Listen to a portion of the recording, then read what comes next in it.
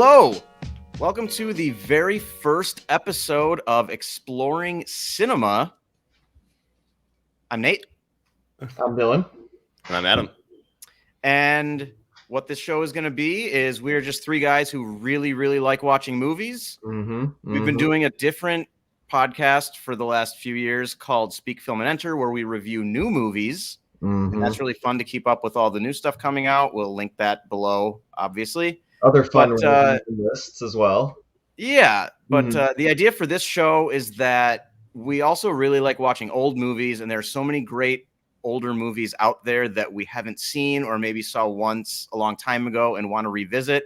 So this channel, which will just be on YouTube, will be focused on old Hollywood classics, foreign movies, indie gems, sort of cult favorites, just basically anything that isn't brand new that we find interesting and that we want to dive into. So this will be a little more structured than what we have on Speak, Film, and Enter. We got some categories we're going to go through.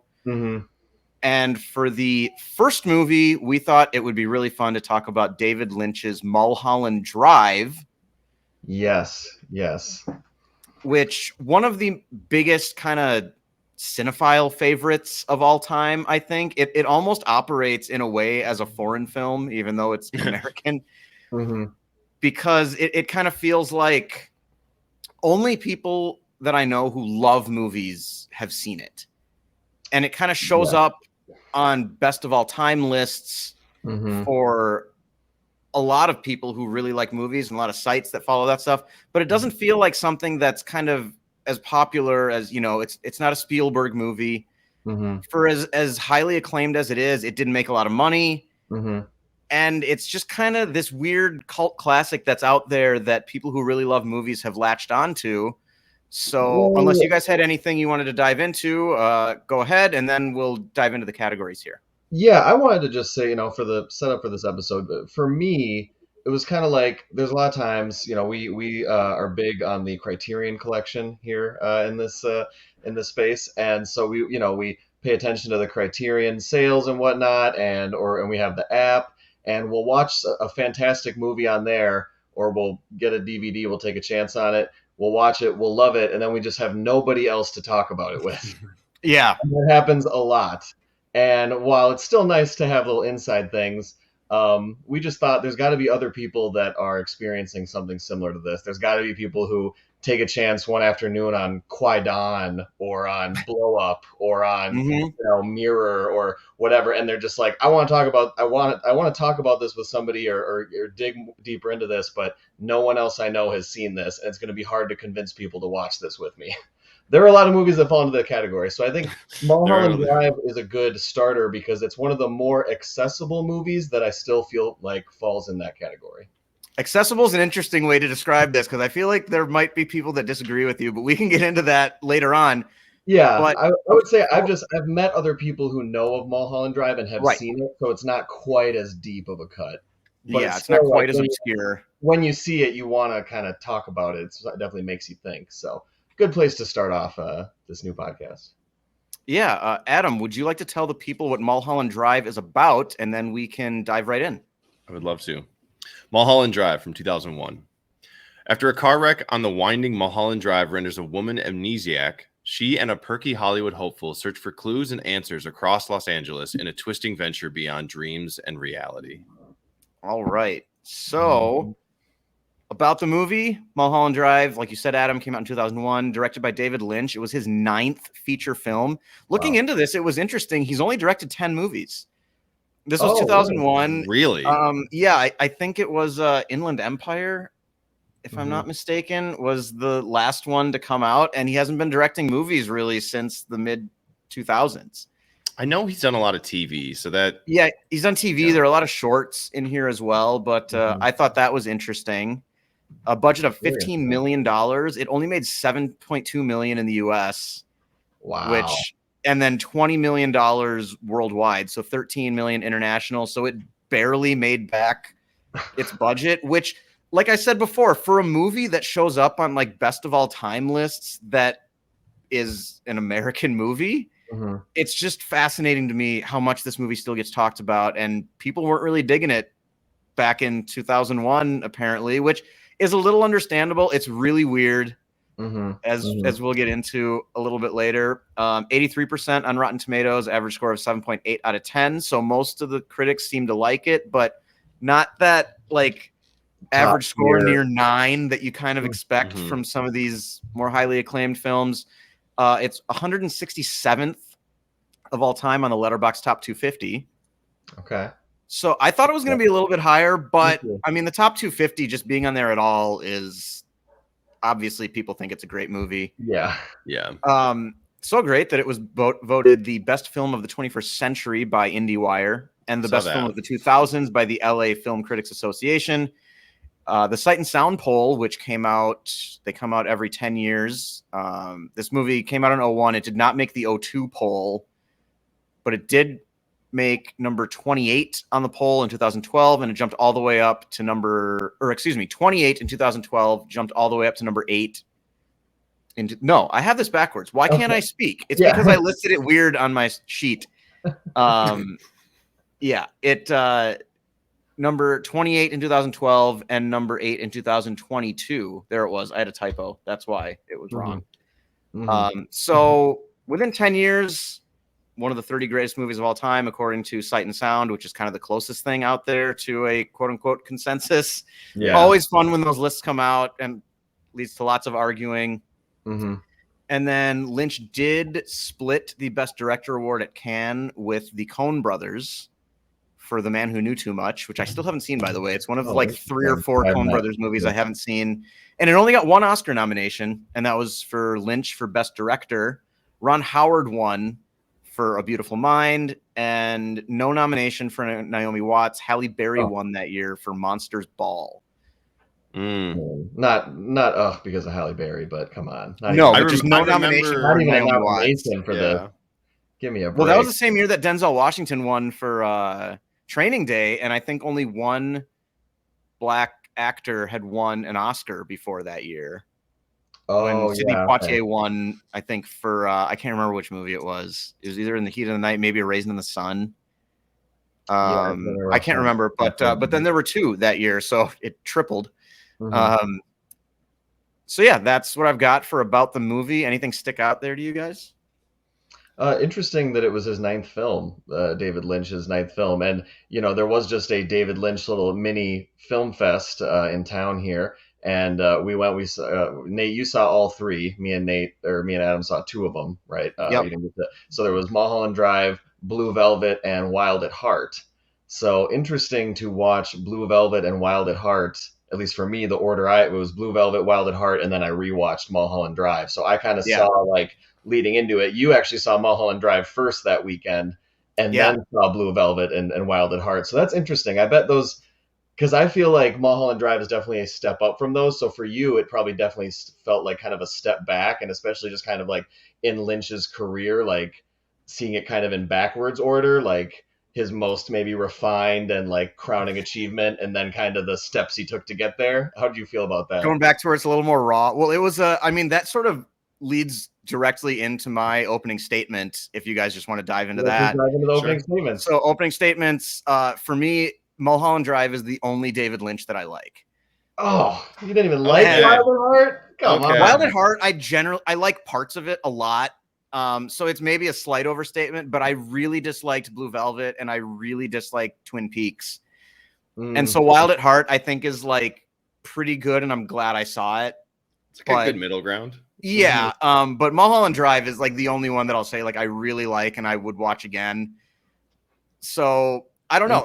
But just for me, like I remember kind of diving into Twin Peaks when it came onto Netflix like a decade ago, because it was this highly acclaimed show from the 90s that, I mean, it came out early 90s. I had never seen it, and I watched like 2 episodes, and the way it's stylized, I just hated it with a burning passion, which is going to be controversial to a lot of people. And even like my parents talk about it and they loved it, which surprised me a little bit. But my dad sort of described it as like, it was just so fresh and different that people kind of lost their minds over it, which I can totally see. It didn't work for me. I didn't like Blue Velvet either. Wild at Heart, like I said, fun in parts, mostly anytime Nicolas Cage and Laura Dern are on screen. Which is most of the movie. But Mulholland Drive kind of the Don't only forget David about Lynch. Bobby Peru. Oh yeah, I never need to interact with Bobby Peru in my life. I hope I never meet that guy. Oh, Willem. Yeah, it makes me almost never want to meet Willem Dafoe, which is a testament to his acting, but it Yeah. does make me want to like relive that moment. How about you, Adam? What do you have for an opening statement? I just have that this is of the movies I've seen of David Lynch. This feels like because I've only seen the three: Mulholland Drive, Blue Velvet, and Wild at Heart. I feel like Wild at Heart is the most accessible, like easy to follow movie, and Mulholland Drive is on the opposite side, but it's closer to Blue Velvet in like tone and it's just style. It's more surreal than either of the other two.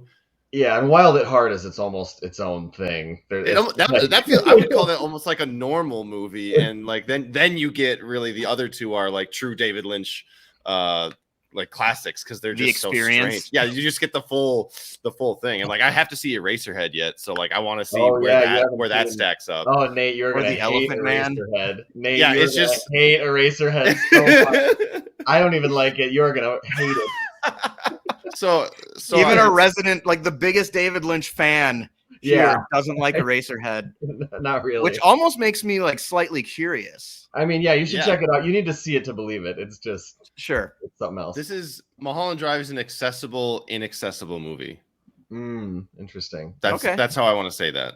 Okay. All right. So that's my opening statement. Dylan, what about you? My opening statement is kind of similar to yours, Adam. I have that Mulholland Drive is one of the most accessible film school movies of all time. And what I feel like that is it's just like, and I feel like its age has almost enhanced this because the effects look kind of cheap. And so it adds to this kind of almost amateurish, like I said, almost film school kind of vibe. I just feel like for a movie that has a huge twist, definitely kind of a mind fuck and very like cinephiles like it, but a lot of other people haven't heard about it.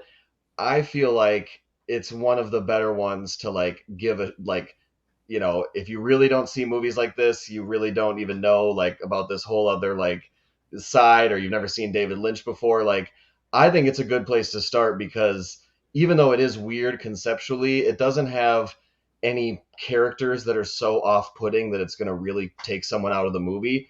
And it kind of is, and it kind of, it's 3/4 of like, what's going on? Interesting mystery, a lot of weird stuff. And then the last quarter of it is just like a brilliant like reveal, and then like quickly paced like recap, and then like boom, like we're done. Like, wow, wasn't that crazy? So I just feel like, if you're somebody who has a lot of friends who just have never really, they have no idea what Criterion is, they just see what comes out in the theater, and then, and you wanted to try to convert one of them, I feel like Mulholland Drive, just because of how well executed the twist is, and then like rewatching it, you pick up more parallels. So that's mine. One of the most accessible film school movies of all time, in my opinion. Okay. So then we can dive into defining moments or moment, depending, kind of 1 to 3 moments here that we feel like sort of sum up our experience or are the best representation of how we feel about the movie. And for me, I think there are 2 big ones, and they both involve music. Yeah. I think the one that captured, like the Club Silencio in the middle of the night, is just mesmerizing and stunning and beautiful. And I feel like even if you don't like this movie, that moment is going to grab you. Yeah, that moment's cool. Yeah. Everything and then kind of stops. Yeah, and just sit kind of that for a little while. And the sort of twist of it, of like that she's not the one actually singing. Yeah. Which sort of kind of leads to the questions of like, how real is this? How real is their relationship? I like kind of the parallels there, and it's sort of like almost a literal like awakening moment. Yeah. So I think that works really well. And then the 16 Reasons, the song that they're singing on the set when Naomi Watts' character Betty visits, and they're kind of singing it already. And then she arrives. There's sort of that pan, like close up to her that just looks like such an idealized version of what she thinks the Hollywood experience is going to be, or should be, like, and should be. Like, she just Yeah. went to this one audition, she killed it, she got grabbed by somebody better and said, "Come with me," and then she walks onto this set, and it's just like it's magic for her at that moment. And the song is cool. I like kind of throwing us into this like 50s style movie musical moment, which I always enjoy. I just love stuff of that era, particularly the music. So those are my two big moments that for me really kind of elevate and almost define like what the film is about. Nice. You want to go next, Adam?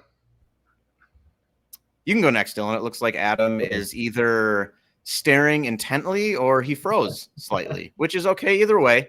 That's okay. We're exploring cinema here, and all great explorers, I'm sure their first expeditions, have kinks, bumps they in the were road. Unprepared. I'm sure like we are as well. So it's all good. Exactly. Yeah, my defining moments, one is definitely, to piggyback off yours, Silencio, everything that happens, but in particular, the MC kind of at the beginning, kind of setting up like this is not real with the audio like illusions and stuff, and then leading to this beautiful song where you're just mesmerized, and then the moment when she hits the high note and then just drops dead gets me every time. Goosebumps every time. It never fails. So that's one for me. Also, I put any scene that takes place like on a set, but in particular that one you mentioned, Nate, when she meets Justin Theroux's character, and like you said, they're working on an old kind of retro movie. It's just like the themes of dreams and movies and reality and the intertwining of those is like it's at its apex in those scenes where in her dream she's on a movie set, and it just layering all the themes and everything on top of it. And like you said too, particularly her rehearsal, because in most of the movie when it's in the dream sequence, she's kind of overacting. She's kind of a bright-eyed like da-da-da, and let's figure out what's wrong. Yeah. Right? And then when she wakes up and we see the real life, her life is kind of falling apart. She's miserable. She's stressed. In that one moment when we get to see like her, what she thinks, like how good of an actress she thinks she is, and like what that would look like. And like I feel like it's like a moment of like getting to the real her, like the real her before she came to Hollywood and all this stuff happened. Like it's still in there. Like she knows the actress she wants to be, and that's the only point we get to really see it, because she doesn't actually, we don't see her do any acting in the real life in the real world when she wakes up.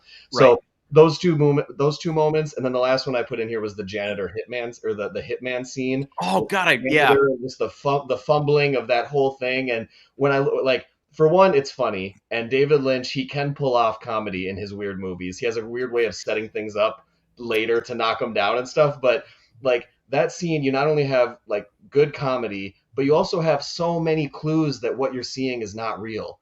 And like you don't pick it up really the first time because you're just like, this is nuts. This guy, he shot the vacuum to turn it off and it exploded. Like that's wild.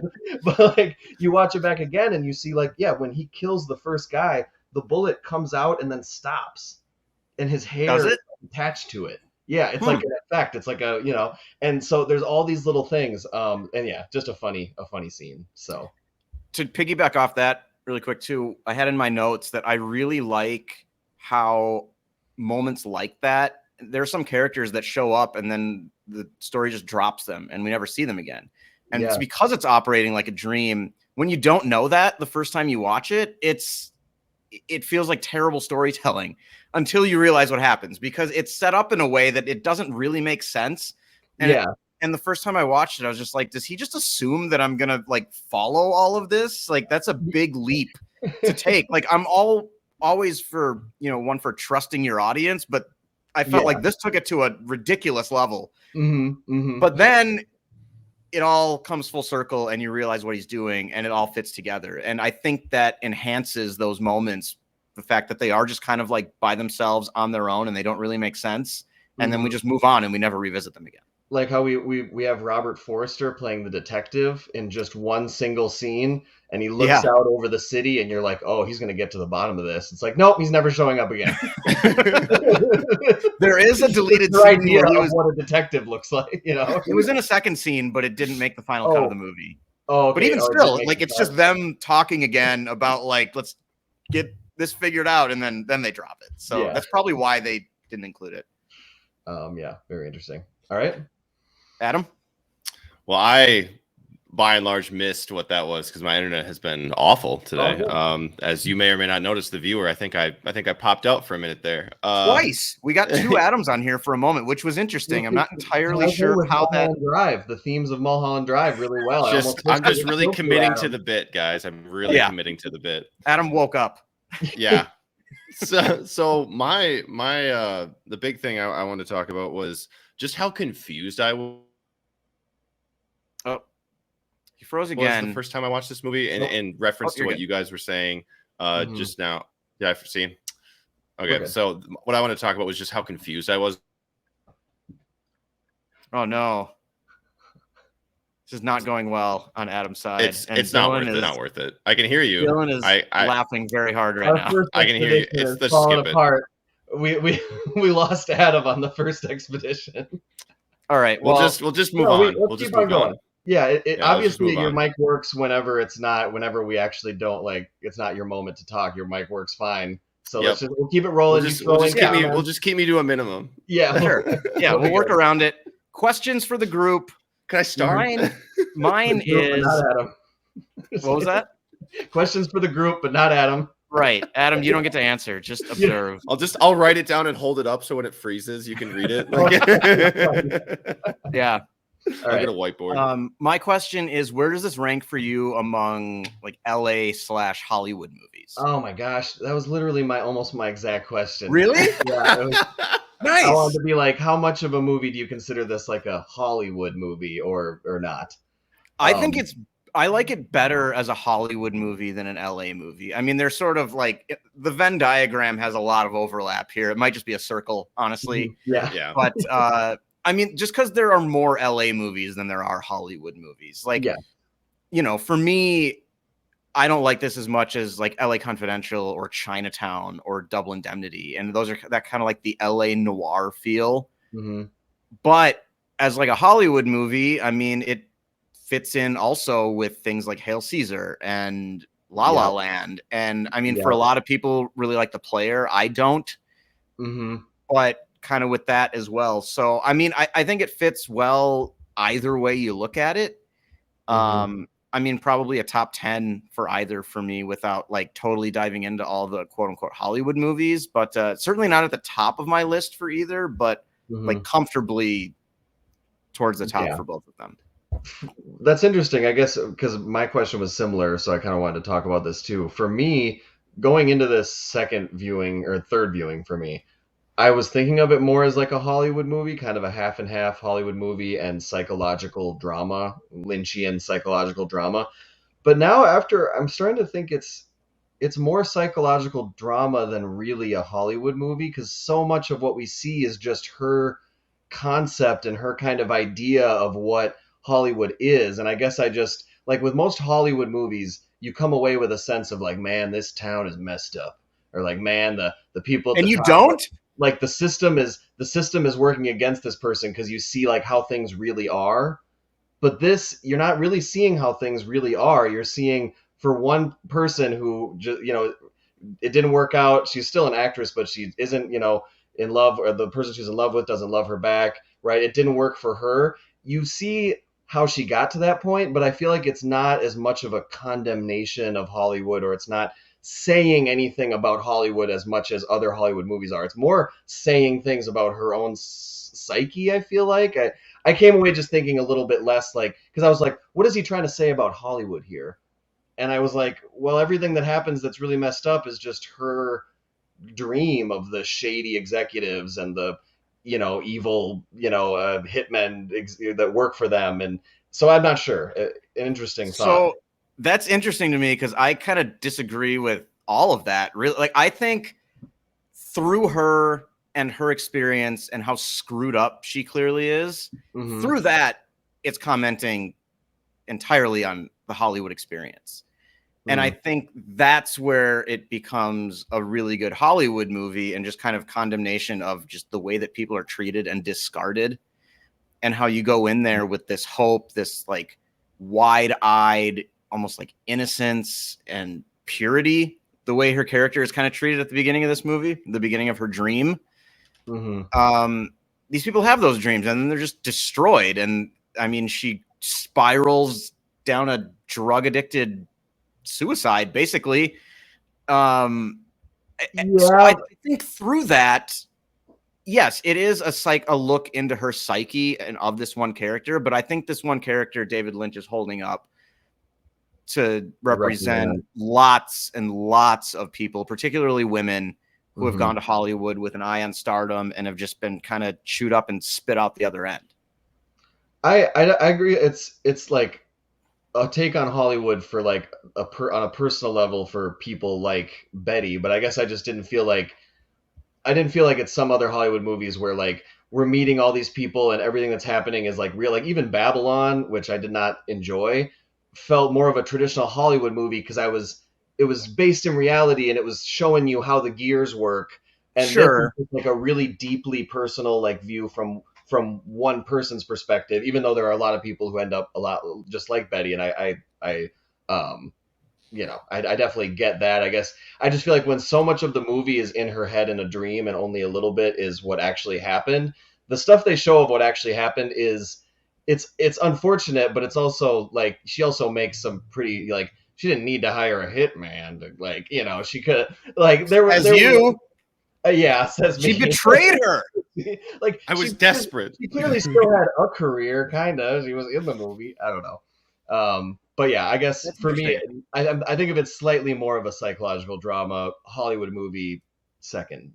But I can see both sides of this. I can see both sides of this for sure. So that's interesting that's the two takes. My other question, which we won't go with, was who gave the best performance in this movie and why was it Naomi Watts? I think we'll get to that later. Yeah. So move on to observations and musings, just anything you noticed that you wanted to bring up. The first one is I can't remember the character's name. Thoreau's character, Adam Kesher, the director. Yep. Just how much he looks like J.J. Abrams. Oh yeah, and it was like I couldn't not see that for like the entire movie. And obviously like J.J. Abrams wasn't, J.J. Abrams when this movie came out, but that just kind of made me chuckle, and I couldn't not see it the entire time. So I was kind of just watching it the entire movie, picturing this all happening to J.J. Abrams, which made the scene like with the pool guy when he goes home particularly funny to me. That's also a really funny scene. So it's interesting too, because all the bad stuff that happens to him, you realize it's just like her psyche taking it out on him that he stole her love. Right. So it's like she's just like, and this is gonna happen to him, and this is gonna happen to him. Like when his secretary calls and is like, "You're broke." He's like, "But I have lots of money," and she's like, "No, well, you're broke." Yeah, she just hated the end of Lost. Yeah. And this is what he gets. Nice. He made his own bed. And then the other one I have is just that those old people are terrifying. Yeah. Every second that they're on screen, they're scary. Even when they're supposed to be friendly and like driving her like from I can't even remember. They don't drive her to the airport. No, they're at the airport with her. She has met them on the plane, quote unquote. Oh, that's right. And they just wish her the best. And then they're scary people. Well, because then I once you see it and you tie in like, oh, they're part of the she sold her soul to the devil type of theme, and they work for him basically. So it makes sense that they're like ushering her into this dream as like the first people. And then it's like so creepy how they're so happy about it. Yeah, and when they're like little at the end, and like God, that they're scary. They're the scariest. They're scary old people. That's what I got for my observations. Yeah, my two observations of musing was one, Justin Theroux blows a perfect smoke ring in the director's chair in the throwback scene. Just nailed that. Good job. The song that they sing is a Spanish version of the song "Crying" by Roy Orbison. Yep. Which is a great song. And then, also that tying into your musing about how scary the old couple is, at the end when they come to her house and there's that one scene where they're like backing her down the hallway and she's just screaming. That's when you get that like our iconic Naomi Watts scream, which she would go on to cultivate in horror movies. But yeah, very legitimately like scary horror scene just like thrown in there at the end. Yeah, where does his smoke ring skills rank? Like zero Not to Gandalf. Zero No. to Gandalf. 0 to Gandalf.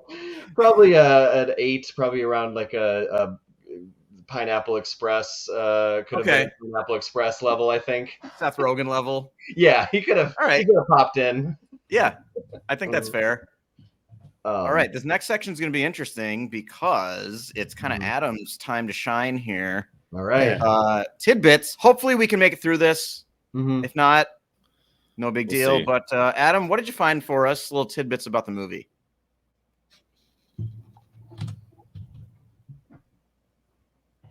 Well, one of them was moment. the Roy Orbison bit that Yep.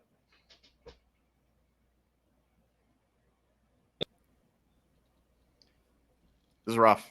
This is very strange. How does it know? yeah, it's not. I don't. it's not Yeah, I great. don't understand. How does it know that when we're tossing it to Adam? Because other times it seems like you're just right there with us. Well, and when we were doing the Conspiracy. questions, I had a question queued up and ready to go, and we skipped, and I was like, "It's working fine right now." Like, Of course. of course. Yeah, so, no. So the one thing, so I had a couple, but the one was the Roy Orbison bit that Dylan just talked about. Yep. The other one I was gonna say is there's a license plate on the limo at the end of the movie that's 2GAT123, and that's Larry David's license plate on Curb Your Enthusiasm. Nice. Whoa. Yeah, which is kind of a neat That's a- little. That's a great tidbit. right. That is a fantastic tidbit. And then back to the conversation you guys were having a little bit ago. This film is deemed as a poisonous letter to Hollywood. So take that as you may. But Hollywood that is movie. A poisonous letter to Hollywood? to Hollywood, yeah. So it's it's a takedown or however you want to say that. Interesting. Make a very not- interesting double feature with La La Land. Yeah. It would. It would make an interesting double feature with La La Land. And then obviously if you're not familiar with David Lynch, he throws in The Wizard of Oz in every single movie. Yep. There's references or direct like correlations or even some imagery is the same. So picking that out here is interesting. Lots of yellow, like yellow countertops, like yellow brick road stuff. I noticed that. Yep. So there's a bunch of that kind of stuff. That's really the biggest stuff I thought. I thought the Curb Your Enthusiasm one was pretty great. That is great. I like knowing that. Yeah. I will say too that David Lynch had come up with a tagline for this movie and had called it a love story in the city of dreams, which is also I think that kind of goes to Dylan's point that he was making a little while ago. Of like it's exactly so like that's it kind of the surrealism kind of catches you in both areas and you can read it one way or another way and neither of those are wrong. Okay, I like the outcome of we're both right. I appreciate that. Good work, Adam. In David Lynch's world, two things can be true at the same time. Yeah, They often are. I like that. Okay, and now, Adam, you want to throw up? We have one award that we like to give out at the end of these episodes, and basically, the three of us are very big fans of the '70s Robert Altman movie McCabe and Mrs. Miller, particularly an image where McCabe has a glorious coat, which Adam will share with us in a moment here. And so we're going to be awarding. There it is. It's up on the screen for you. The McCabe Coat of Excellence to anyone we deem worthy. If we hated the movie, then we will not be awarding the McCabe Coat of Excellence to anybody. But anybody involved with the movie can get the award. I'll start it off. For me, as much as this is just kind of like David Lynch's big moment, Naomi Watts is the recipient of the McCabe Code of Excellence for me. Yep, I'm glad that we're in agreement on this first Code of Excellence. We don't have to split up the coat. We don't have to do anything like that. Schedule some sort of schedule where they take somebody gets the arms. Yeah, like one person gets it on the weekends, the other gets to wear it during the week. No, it is definitely 100% Naomi Watts. I gotta say, I dare I say, top 10 lead performance of all time in my book. I mean, man or woman, just for the levels, like how much she's on screen and how many different levels it's operating at, and like she has to just bring it to so many different ways. I mean, the last 30 minutes when you see the real her and she's just like at the end of her rope and nothing's going right. It's like the like weight and like the way she just brings that, like she just grounds everything. Like it's been like an hour and a half of crazy fantastical like what's going on, and then it's just her in the kitchen looking like I hate this, like just looking miserable, and you're just like, wow, you are. And then she goes through so many different emotions in those last 30 minutes. Yeah, and like some sex scenes, and just, I mean, she just freaking brings it. She's very proud of that love scene, by the way. I watched one of the Criterion specials, an interview with her and David Lynch, and they were talking about kind of the moments that people seem to really connect with. Mhm. And David Lynch brought up the love scene, and there was kind of a pause, and Naomi Watts just said, "It's pretty hot, isn't it?" Which, you know, good for you. Be proud of that. It's absolutely. I thought that was pretty funny. Yep, Naomi Watts, the McCabe Code of Excellence, the first recipient. Congratulations. Adam, you too? Yes. Threefer? That's great. Threefer. Mm-hmm. So basically wraps it up. On to closing statements, final thoughts on the movie. Mm. We're not going to give a score or anything. This is more about just us kind of diving in and sharing our experience with it rather than giving it a rating. Mm-hmm. So for me, Mulholland Drive is a movie that I will not really argue with anybody if they say it's one of the greatest movies ever made. It's not something that's in my top 100 or anything, mostly because I do find it a movie that's more interesting to talk about than to watch. But I still really, really enjoyed it. And I'd recommend it. Dylan, I kind of like your point of if you want to dip your toe into different kinds of movies, Mulholland Drive is a good way to go, even if just to see Naomi Watts' performance. I mean, that's something that can be appreciated no matter how much you like the movie or not. Mm-hmm. Yeah, that her performance and the Club Silencio scene are worth it to just check it out. Yep. And if it gets over and you're like, that was a mess and I didn't get it and I hated it, well, you know, we're just trying. We're trying to bring you in. Yeah. Also, I think the McCabe Code of Excellence, it probably earned some lifetime viewers and probably lost some of the audience as well. But we're sticking with it for a while at least. Yeah, it's a thing. So we find something better to replace it with, We won't until we find something to add to it. There may be more multiple awards. Yeah, at some point. All right, Dylan, what do you got? My closing statement is simply 2 top 10s, which make this an all-timer for me. It has, I already mentioned, Naomi Watts is just god tier in this, top 10 lead performance of all time. And I think David Lynch gets top 10 twist of all time. Not necessarily for just the concept, but the execution. Yeah.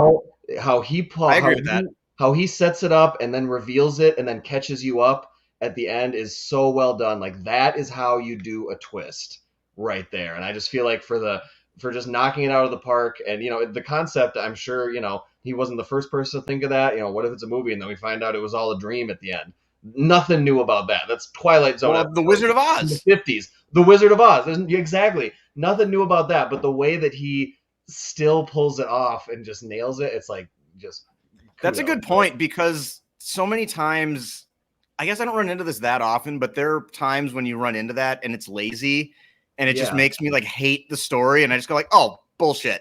Yeah. But this, the reveal, and you just go like, cool. Like, that's the reaction when you find out it's a dream with this one, is just like, oh shit, this is cool. Mm-hmm. Yeah.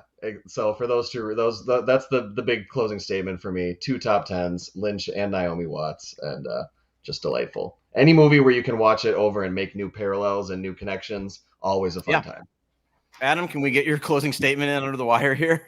I guess I'll try. I was just gonna say, if you watch it one time and you are confused and you don't think you like it, watch it again. Yeah, that's not a bad recommendation. This is a movie, it's worth it to give it a second chance. I liked it a lot more the second time that I saw it. I actually liked it more the first time. Just novel then, right? Well, that the tension wasn't there for me the second time, because I just kind of knew where it was going. So I was more just watching it for like little clues or like Easter eggs, or just kind of like looking at how he was able to kind of connect all the dots and hide while hiding them from us the entire time. But the first time, just the level of like, what is happening right now, that energy took me all the way through. Whereas the second time, I didn't feel that quite as strongly. Yeah. That's what my original statement was going to be about. So that's I think that's All right. correct. Well, that works. The emotional heft with Naomi Watts' character, maybe the second time isn't quite as fulfilling. Like the first time you see it and everything is revealed, and then you see her at the dinner party and Justin Theroux and God, what's her name? I can't. Rita. Well, Rita. They're gonna get married. Like the named look after on Rita face. Hayworth, by the way. Yep. Yep. And that's a nice tidbit. That would have been. I should have included that in Naomi tidbits. Watts' face when they're like, "We're getting married," is just like, oh my god, so good. The first time you're just like, you feel that. You're like, son of a bitch. Yeah. Damn it. Yeah. All right. Well, this was fun. I think this is a good first place to start. Mulholland Drive, widely beloved in the cinephile world, and we're just trying to bring more people in, and also just talk about it with people who've already seen it and love it. Yeah. So yeah, and then to wrap up the show, we like to end on a quote. I believe Nate, you have the quote for this movie. Yeah, Adam, you got the exit. I do. All right. Hey, pretty girl, time to wake up.